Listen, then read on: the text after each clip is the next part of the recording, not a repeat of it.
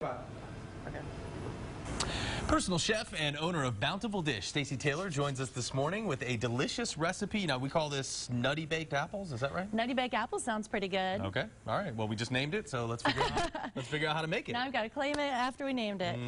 So this is a real easy recipe, and I think it's a lot of fun because the style of it is like a package style. Okay. So everybody at the table feels like they have a present to open, and I just love that because it's so friendly for kids and for us adults too. Sure.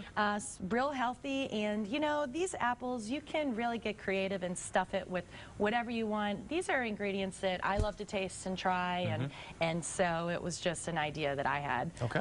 But feel free to get creative at home.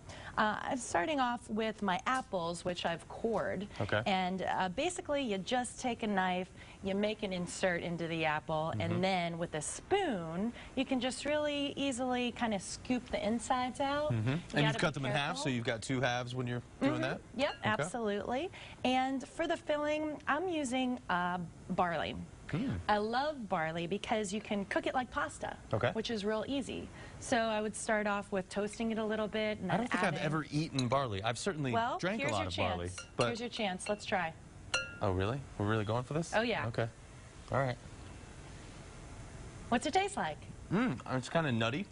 Yeah. And grainy. Yeah.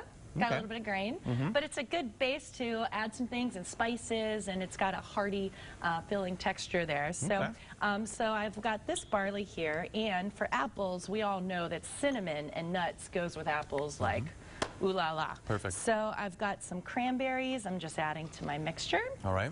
And some dried walnuts, cranberries. Dried cranberries. Some walnuts. Okay.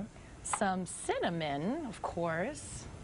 And this is a preference. You can add honey or whatever, but I like to add a little sweetness, so I'm going to add a pinch of cane sugar. Interesting. But you can keep it all natural and go local honey if you want? Totally. Okay. Totally. Absolutely up to you. I'm going to mix my mixture around, and once this mixture is cooking with the apple, the juices are going to come out of the apple and everything's going to really come together, so it's just going to be great. Now, once I've got this mixture going, I'm going to place my apples with a little bit of olive oil because don't want them to stick, like so. And I'm going to put the bottom of the apple right on the tin foil there, and then just start loading this baby up. And I'm going to really pack it in there because, you know, after the apple starts to cook, it's becoming like a little packaged applesauce, really. So putting this on in here, and another... And you got one of these little foil packages for each one, or no, you're going to put two there? Oh, for each one. Okay, for each one. Now, an important thing, I'm going to teach you how to sprinkle salt like a chef. Okay.